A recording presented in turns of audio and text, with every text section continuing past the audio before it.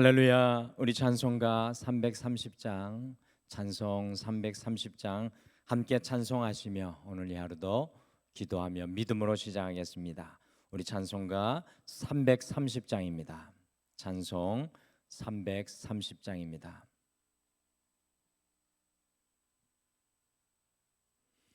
어두운 밤 쉬되리니 내 직분 지켜서 잔이슬 맺힐 때에 일찍 일어나 해 돋는 아침부터 힘써서 일하라. 일할 수 없는 밤이 속히 오리라. 어두운 밤 시되리니 내 직분 지켜서 일할 때 일하면서 놀지 말아라.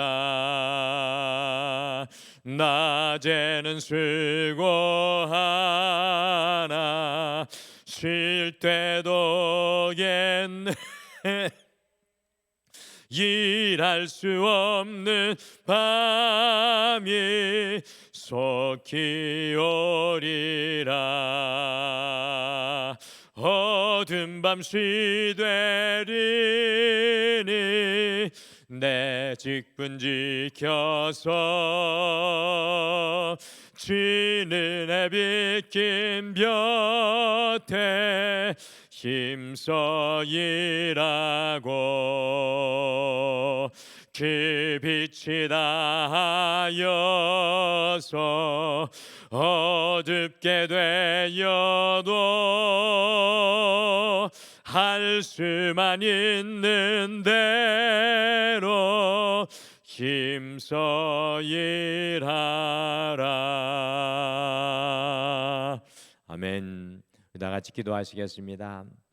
하나님 아버지, 우리에게 아침을 주시고 이 시작을 우리에게 허락해 주심을 참으로 감사합니다. 우리의 인생의 어두운 밤은 어느 순간 어느 때에 찾아올지 알 수 없사오니 우리에게 생명 주시는 동안, 삶 주시는 동안, 건강 주시는 동안 정말 주의 일을 감당하며 믿음의 길을 걸어갈 수 있도록 주께서 우리를 붙들어 주시옵소서. 오늘도 기도의 일을 감당하게 하여 주심을 감사합니다.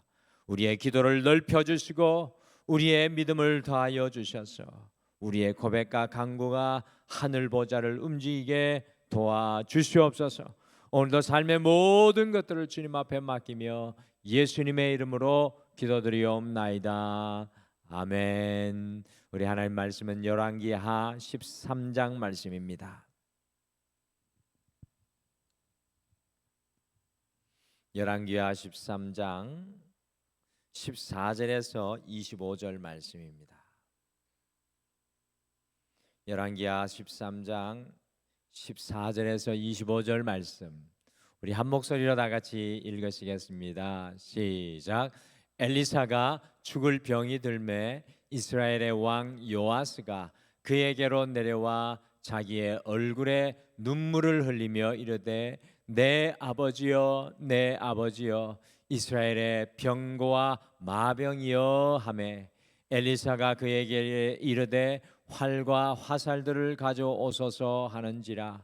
활과 화살들을 그에게 가져오매 또 이스라엘 왕에게 이르되 왕의 손으로 활을 잡으소서 하매 그가 손으로 잡으니 엘리사가 자기 손을 왕의 손 위에 얹고 이르되 동쪽 창을 여소서 하여 곧 열매 엘리사가 이르되 쏘소서 하는지라. 곧 쏘매 엘리사가 이르되 이는 여호와를 위한 구원의 화살 곧 아람에 대한 구원의 화살이니 왕이 아람 사람을 멸절하도록 아벡에서 치리이다 하니라.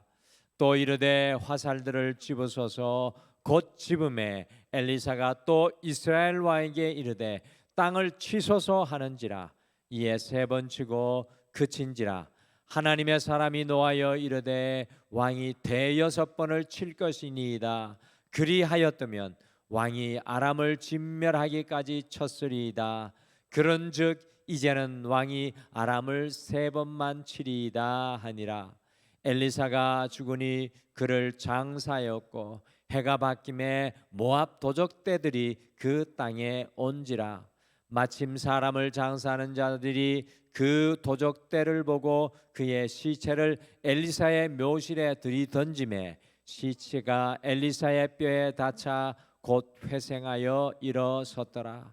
여호아스 왕의 시대에 아람 왕 하사엘이 항상 이스라엘을 학대하였으나 여호와께서 아브라함과 이삭과 야곱과 더불어 세우신 언약 때문에 이스라엘에게 은혜를 베풀며 그들을 불쌍히 여기시며 돌보사 멸하기를 즐겨하지 아니하시고 이때까지 자기 앞에서 쫓아내지 아니하셨더라.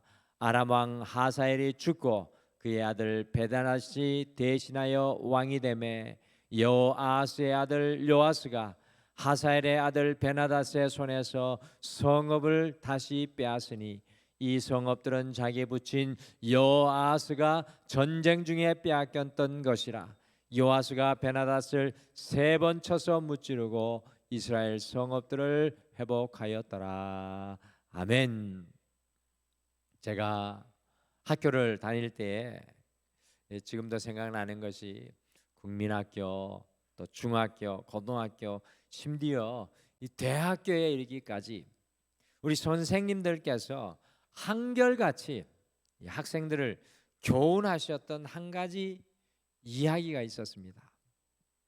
학교 공부도 공부이지만 학생 시절에 우리를 앞서 살았던 귀한 사람들의 전기를 많이 읽으라고 자주 선생님들이 말씀하곤 하셨습니다.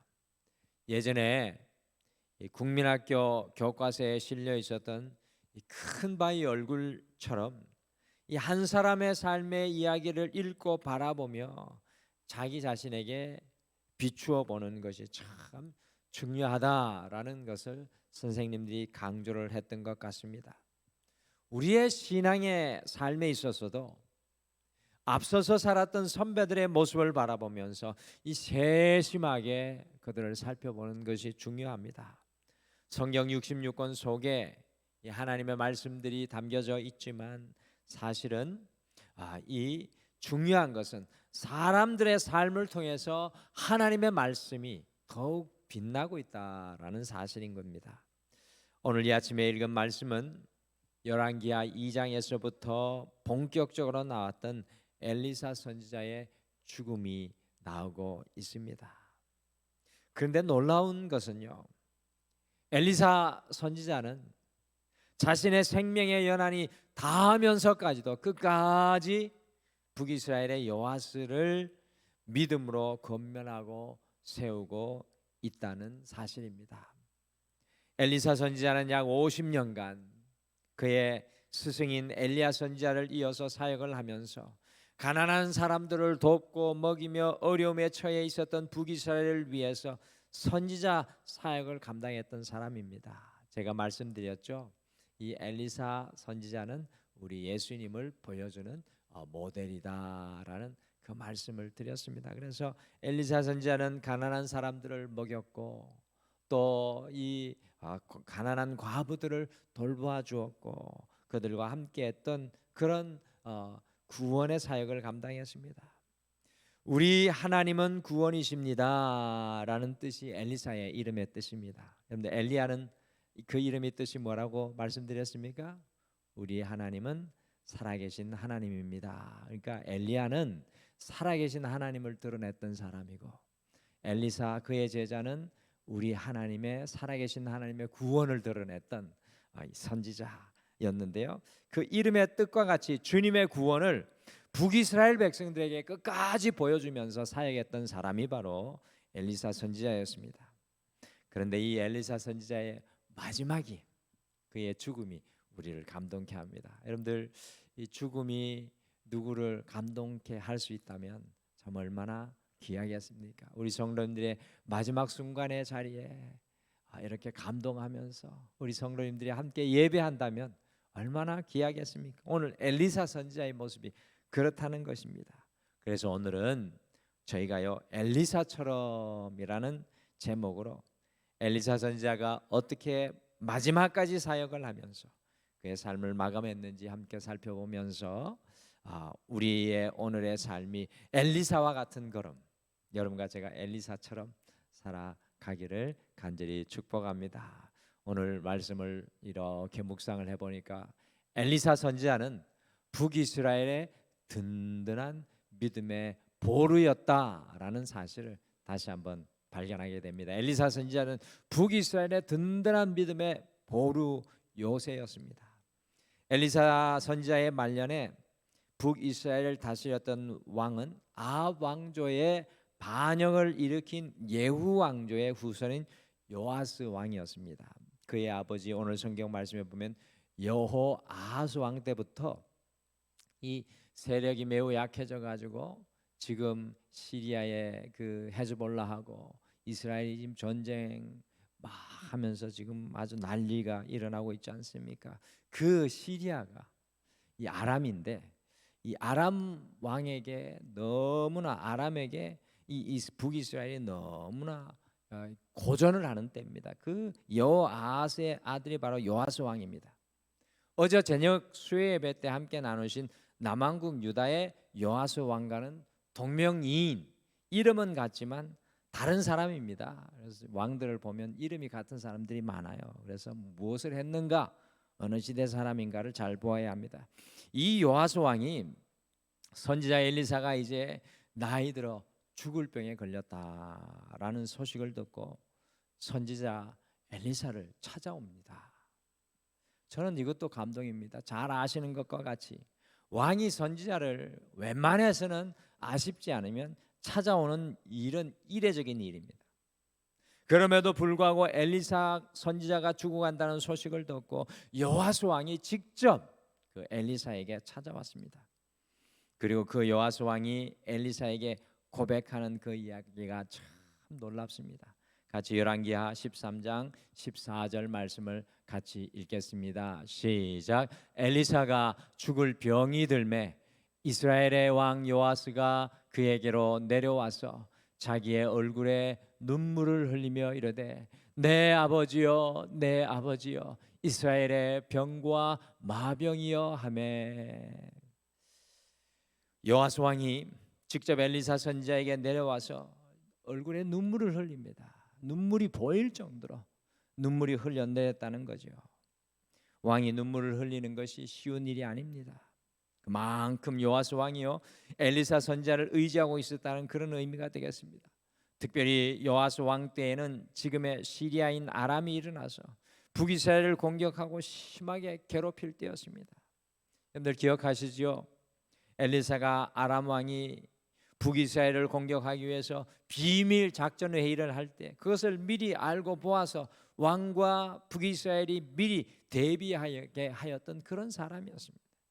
이런 엘리사가 이제 자기 곁에 더 이상 없다고 생각을 하니까 요아스 왕이 눈물을 주체할 수가 없었습니다. 그리고 엘리사 선지자에게 이렇게 고백을 합니다. 내 아버지여, 내 아버지여, 이스라엘의 병거와 마병이여. 곧 엘리사 선지자를 북이스라엘 왕국의 영적인 아버지로 이 왕이 두 번이나 고백하고 있고요. 그리고 하는 말이 이스라엘의 병과 마병이여라고 합니다. 여러분들 고대 시대에 병과 마병은 오늘날의 탱커와 같이 가장 강력한 무기를 의미하는 것입니다. 엘리사가 북이스라엘의 그와 같은 존재였다. 이 엘리사 선지자가 북이스라엘의 그와 같은 존재였다는 겁니다.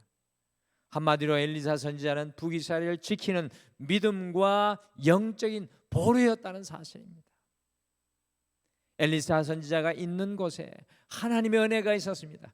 엘리사 선지자가 있는 곳에 하나님의 보호가 드러났습니다. 하나님의 말씀이 있었습니다. 주님의 놀라운 구원의 역사가 엘리사 선지자를 통하여 일어나고 하나님의 기적들이 이어졌습니다. 사랑하는 성도 여러분, 오늘날 이 시대에도 엘리사가 필요합니다. 우리 가정 속에도 이 엘리사가 필요합니다. 믿음의 영적인 아버지와 어머니가 필요합니다. 우리 가정을 믿음으로 지켜내는 믿음의 보루, 주님의 구원의 역사를 드러내며 증거하는 믿음의 나팔이 필요합니다. 오늘 이 하루 우리가 살아가는 모든 것에서 엘리사처럼 모든 사람들을 든든하게 지켜내는 믿음의 보루가 되시기를 간절히 축복합니다. 우리가 영적인 아버지, 영적인 어머니의 자리를 지켜내기를 소망합니다.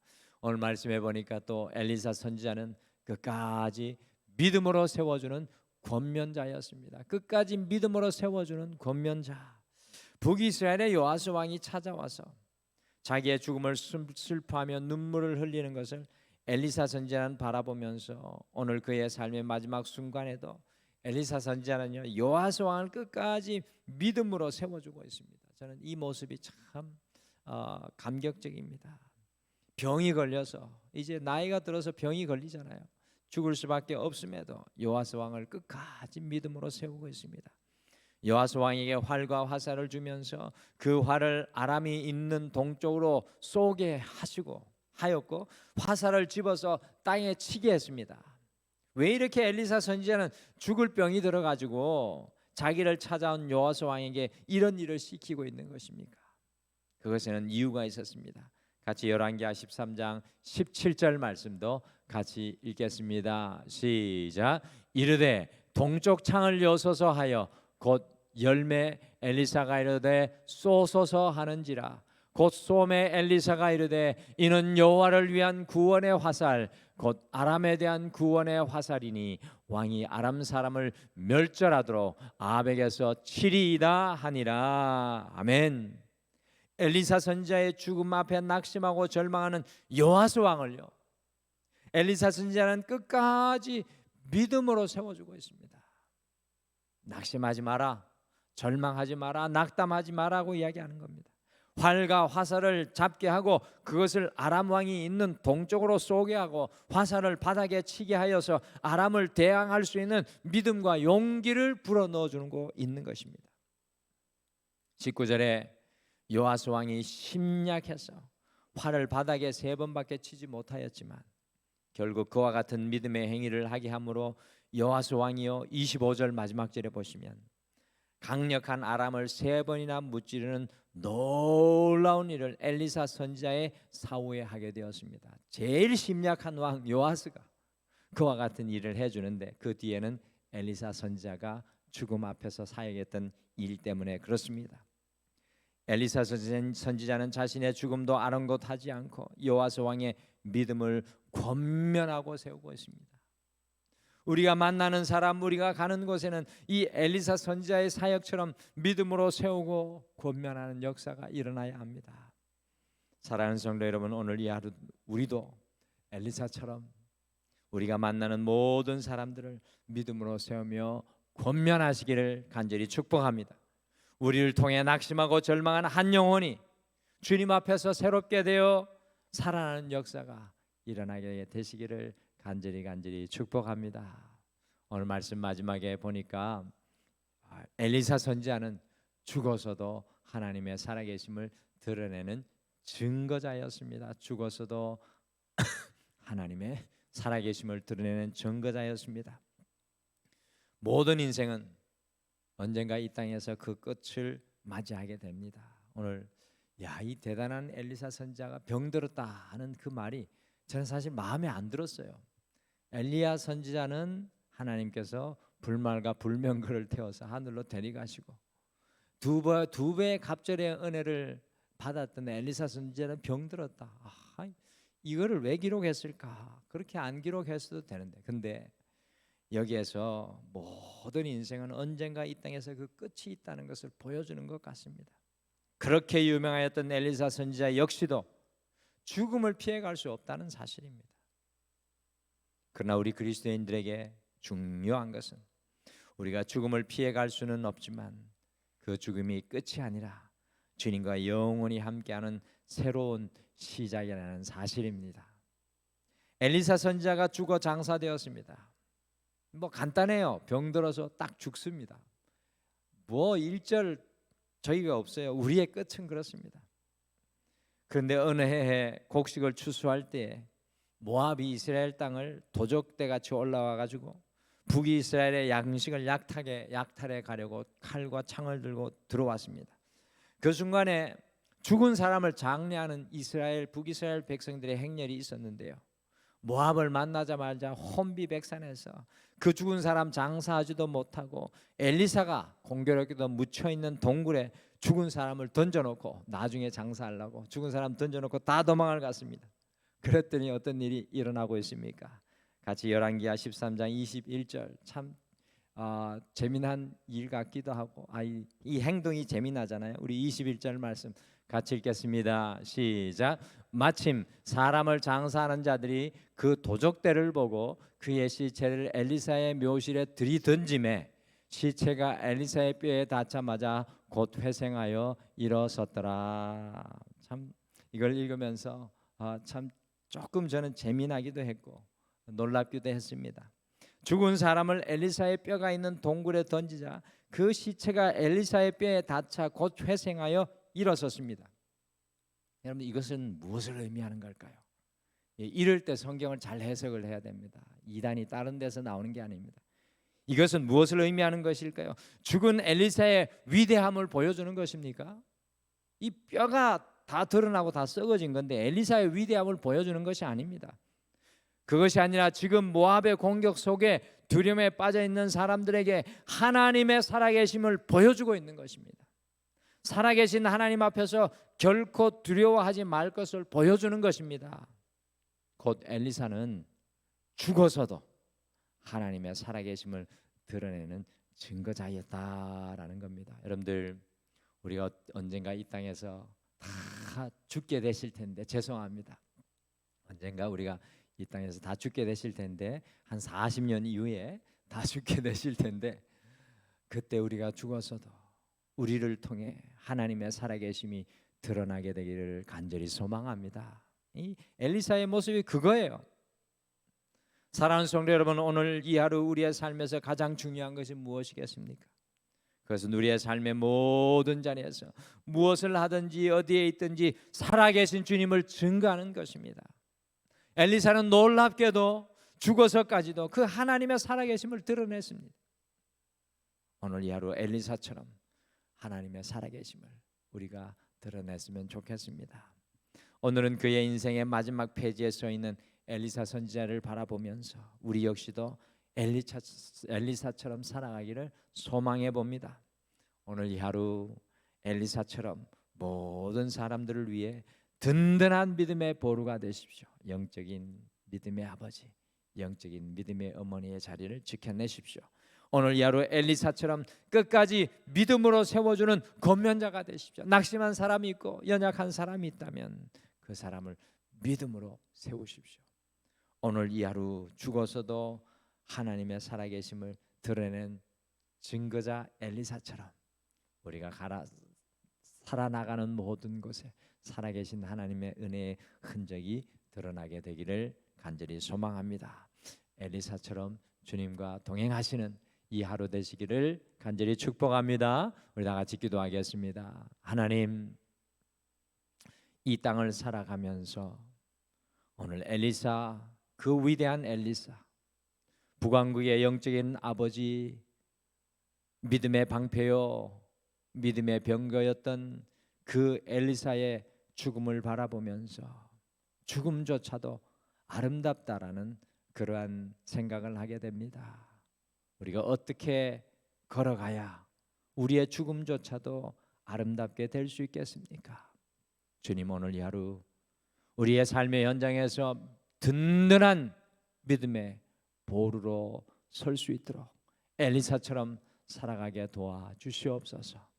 주님, 우리를 통해 낙심하고 절망한 영혼이 믿음으로 일어나며 하나님 앞에 서서 살아가게 도와주시옵소서.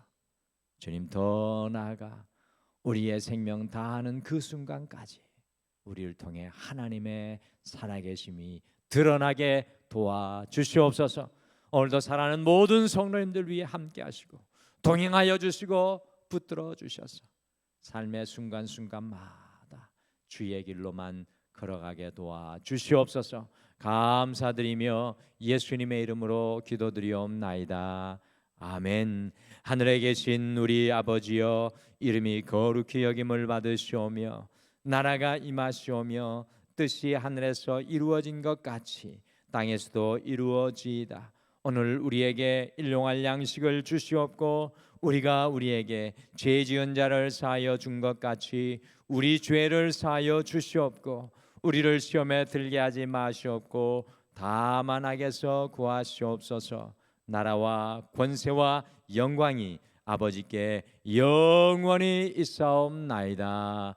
아멘.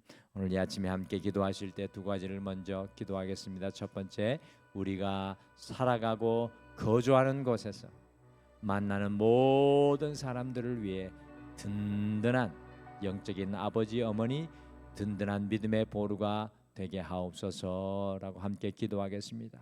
두 번째, 엘리사처럼 끝까지 믿음으로 세워주며 하나님의 살아계심을 드러내는 삶을 살아가게 하옵소서라고 기도하시고, 오늘도 주님 앞에 우리의 모든 것들을 쏟아놓고 기도하며 나아가겠습니다. 우리 다 같이 기도하겠습니다.